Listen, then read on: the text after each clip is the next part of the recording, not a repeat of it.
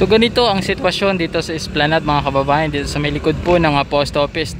So kung nakikita po ninyo, nabawasan dito kahit papaano yung vendors po dito sa gilid. So natanggal po, no. Meron lamang ako nakikitang mga ilang vendors po dito. So ipapakita ko din sa inyo pagdating natin dito. Dito meron po tayong nakikitang ilang mga obstruction sa gilid. So doon yung CR, pero ngayon hindi pa siya bukas mga kababayan eh. So sarado pa siya hanggang ngayon yung CR doon. So dahil kung nakikita yung mga vendors na yun, no? Ayan, so dito tayo, titingnan naman natin yung sitwasyon sa taas. May mga portion kasi dito parang sinara muna, no? Pasamantala. So may mga Chinese bamboo dito na inilagay, oh. So dito rin, hindi ko lang alam kung meron pang vendors dito sa may area na ito. So meron din ng tanod dito, no, barangay police na nagbabantay din. Ayan, shoutout kay kuya dun sa dulo. So ito po ang sitwasyon dito. So sa ngayon aakit po tayo dito mga kababayan, at titingnan naman natin ang sitwasyon dito sa taas po ng Esplanade na ito. Ayan, so nilagyan po nila ng dilaw na tali. Ayan mga kababayan, kasi pagkakalam ko ay itong bawat ayan, sinasandalan kasi ito dati. Ayan, kaya nilagyan nila ito para hindi sila makakalapit muna, kasi bagong gawa po ang itong railings niya kumbaga, no.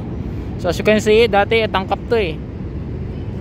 Ngayon parang ano na siya, may buklod para hindi maupuan.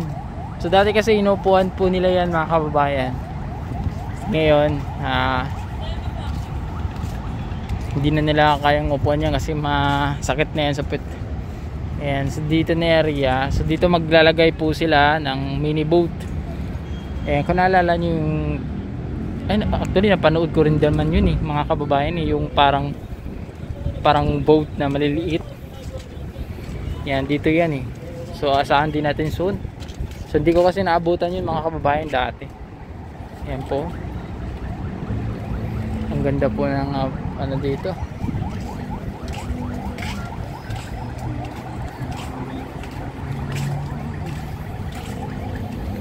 Yan. So itong sa maliit na plaza na ito, meron po tayong 3 guard at saka may mga kapulisan tayo na nagbabantay. Police visibility din. So nagbabantay po sila dyan. Nandito ho sila lagi na nagbabantay. Ito yung mga ikakabit din nila, itong mga halaman na ito. Yan, so may plant box na yan. So meron ditong basura. Yan. Yan. So manandali ang update. Punta tayo dun sa dulo. Magkakaroon din dun ng ng phase 2 ng Esplanade po na ito. Ayan, so punta tayo kay garden. Ito yung mga ito yung mga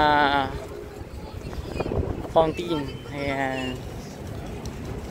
Ayan, marami nagdi-date dito. Sana all. Punta tayo kay Manong Guard. Umpisa dito sa likod ng post office papunta dun sa may Quezon Bridge. And paunti-unti nang gumagawa ng panibagong Esplanade. Tsaka yung phase 2 meron din dito sa may Intramuros to Binondo Bridge. Ayan, meron din dong phase 2 ng Esplanade po natin. Ayan, so ito po yung national government na, hindi na po ito ng mayor, no. Support lang po ang mayor po natin dito mga kababayan. Ayan. Ayan, no. Yun yung sinasabi ko na dati pa naman talaga yung Quezon Bridge na yan is napakaraming napakaraming obstruction dyan. Lalo yung ilalim ng tulay na yan is sobrang dami ding mga street dealers na nakatira. Ayan, ito, ayun, nakababa, zoom natin, ayun, diba? Kitang kita parang may hinahatak sa pataas. Ayan mga kababayan. Okay, Quezon Bridge. Ayala, MacArthur Bridge, tapos Quezon Bridge dun sa may tawid ng Arroceros Forest Park. Tapos dun sa dulo naman yung Ayala Bridge, mayroon na po dong ginawang panibagong esplanades. So iba yung itsura ng esplanade na yon, hindi po katulad nito, no? Pero nung hindi pa siya ito inayos talaga, ito kasi in-renovate ito mga kababayan. Tapos pinilitan siya ng ganito, no? Na-renovate yun. Actually parang yung lamppost niya is parang simple lang yung lamppost na inilagay dito dati. Pero tingnan nyo naman yung upgrade mga kababayan. Sobrang lupet, no? Malabanis Italy, no? Tugma pa naman yung mga lamppost nila dun sa may project ni Isko nung paglagay niya dito ng mga ilaw sa may Jones Bridge niya, no? So as you can see, kitang-kita po ninyo yan. Ito yung Filipino-Chinese na tulay. Sobrang din, napakaganda din. Dapat pag nandito ka, maganda yung spot pag nandito ka po. Ayan, o.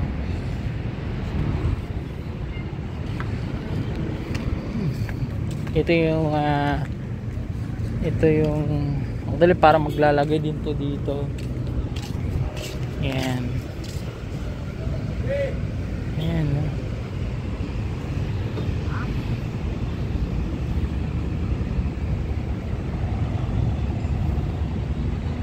MacArthur Bridge papunta Santa Cruz. Yung Manila Post Office dito ay paunti-unti nang naayos, napipinturuan na po dito mga kababayan, bandang area, pero dito yung hindi pa. Ayan, ito meron ding basurahan dito. Ayan, so wala pang laman, wala pang container. Ayan.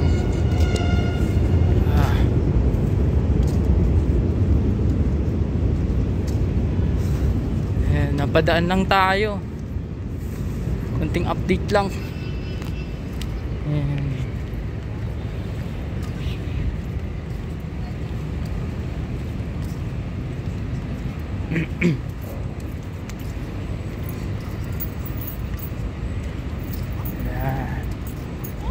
Pag mga 6 hanggang 7 medyo maganda na po dito mga kababayan. Meron na pong meron na halaman. Umiilaw na yung ilaw po dito. Ayan. Dun sa may kabila, tingnan naman natin yung mga kapulisan natin dun nagbabantay. Dun sa may malapit sa Jones Bridge. Ayan. Meron dito mga nagbabantay po dito. Ayan.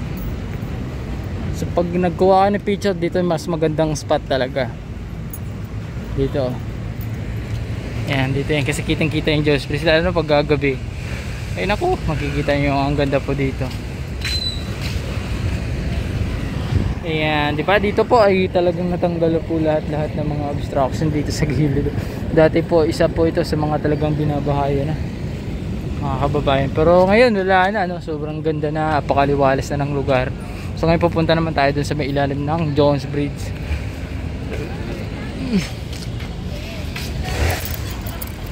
Ayan, dun tayo sa may Jones Bridge.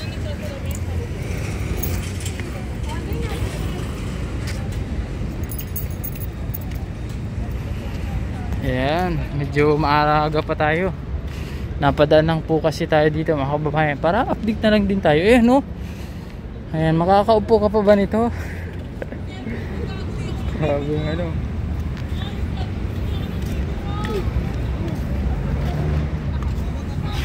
Ayan.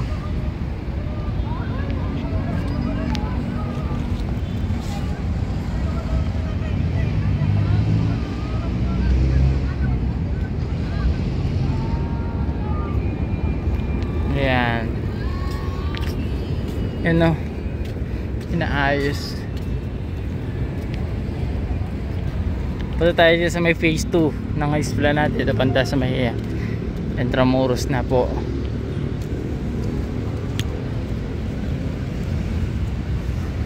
Ito rin talaga ng mga pakaganda po dito. Ayan. Ayan, mga kapulisan tayo dito. Pabante. TikTok maaga hanggang gabi. Nakatataw sa kanya, hindi na nakakain eh, TikTok lang. Pero pag ako na tingnan natin dito. Kaya walang ating water hyacinth. Ilan lang. Dito yung maganda din na spot mga kababayan kasi nga. Ayan. Ayan o. Ang ganda dito. Parang kuweba o. Ayan. Kung naalala nyo yung mayor pa lang si Mayor Isko, talaga ng mga pinagtatanggal nila yung mga bahay po dito sa ilalim ng tulay na to dati.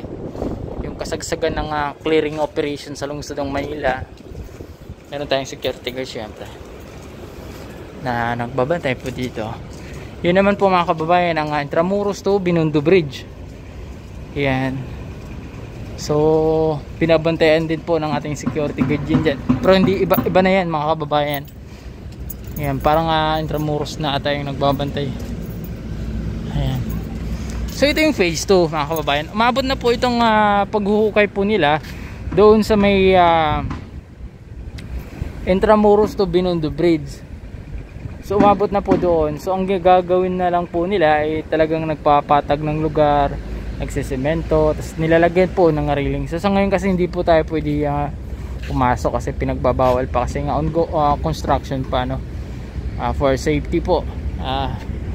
Kaya dito muna tayo syempre. So update lang din po natin mga kababayan ang Jones Bridge na sobrang ganda pa rin kahit meron tiwiwing nyo.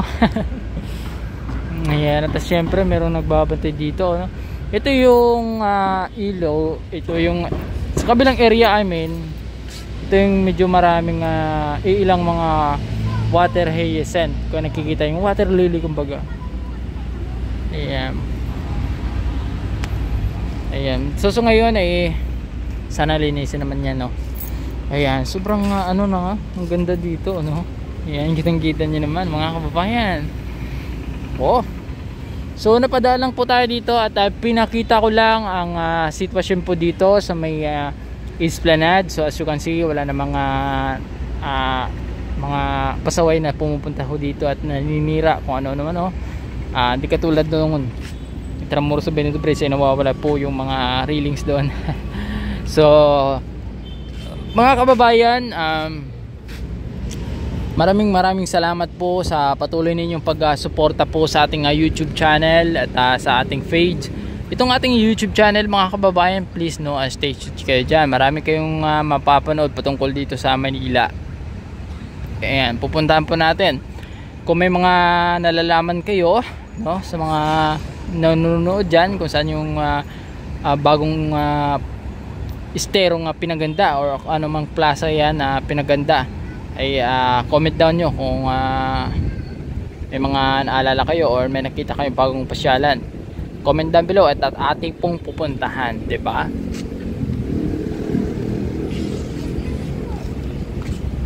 So